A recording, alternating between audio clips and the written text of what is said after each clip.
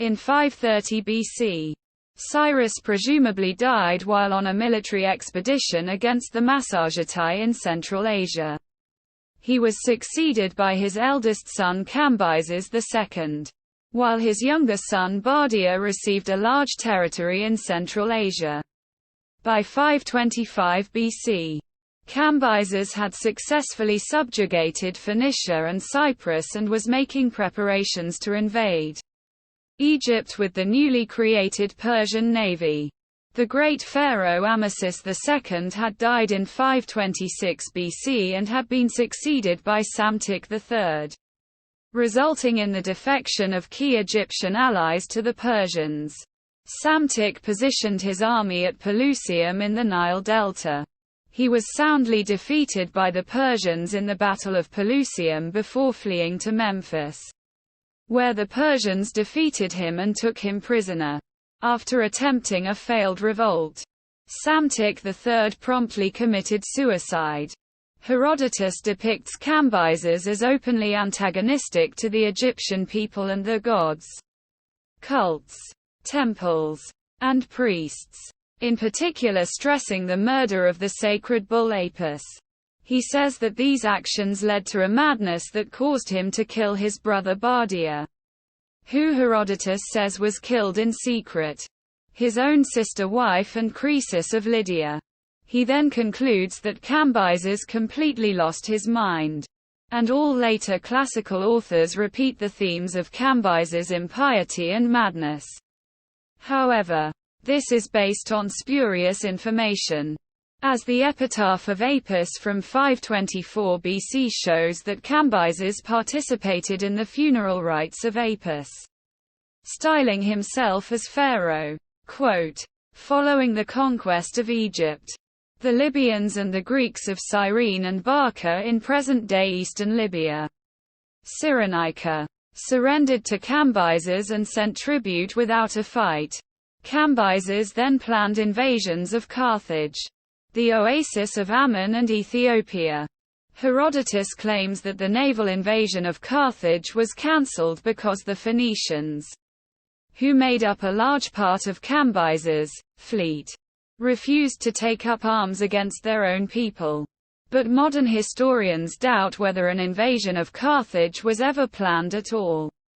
However, Cambyses dedicated his efforts to the other two campaigns, aiming to improve the empire's strategic position in Africa by conquering the kingdom of Meroe and taking strategic positions in the western oases. To this end, he established a garrison at Elephantine consisting mainly of Jewish soldiers, who remained stationed at Elephantine throughout Cambyses' reign. The invasions of Ammon and Ethiopia themselves were failures. Herodotus claims that the invasion of Ethiopia was a failure due to the madness of Cambyses and the lack of supplies for his men. But archaeological evidence suggests that the expedition was not a failure, and a fortress at the second cataract of the Nile, on the border between Egypt and Kush, remained in use throughout the Achaemenid period. The events surrounding Cambyses' death and Bardia's succession are greatly debated as there are many conflicting accounts. According to Herodotus, as Bardia's assassination had been committed in secret, the majority of Persians still believed him to be alive. This allowed two Magi to rise up against Cambyses, with one of them sitting on the throne able to impersonate Bardia because of their remarkable physical resemblance and shared name. Smerdis in Herodotus' accounts. Ctesias writes that when Cambyses had Bardia killed, he immediately put the Magus Sphenidates in his place as a satrap of Bactria due to a remarkable physical resemblance. Two of Cambyses' confidants then conspired to usurp Cambyses and put Sphenidates on the throne, under the guise of Bardia. According to the Behistun inscription, written by the following King Darius the Great, a magus named Gaumata impersonated Bardia and incited a revolution in Persia. Whatever the exact circumstances of the revolt, Cambyses heard news of it in the summer of 522 BC and began to return from Egypt. But he was wounded in the thigh in Syria and died of gangrene. So Bardia's impersonator became king.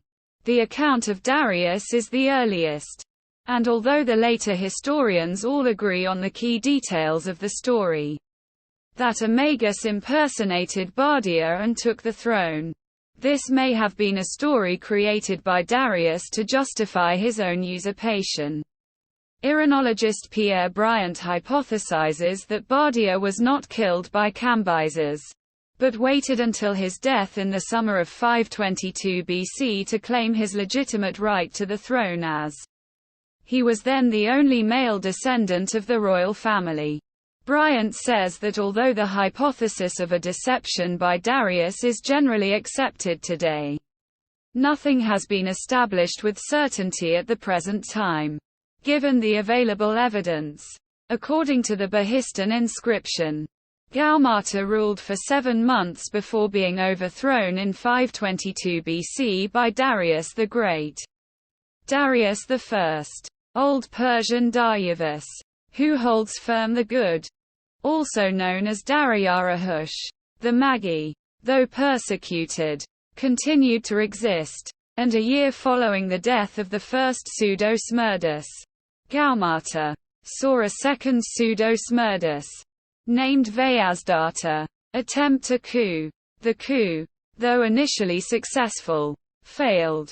Herodotus writes that the native leadership debated the best form of government for the empire.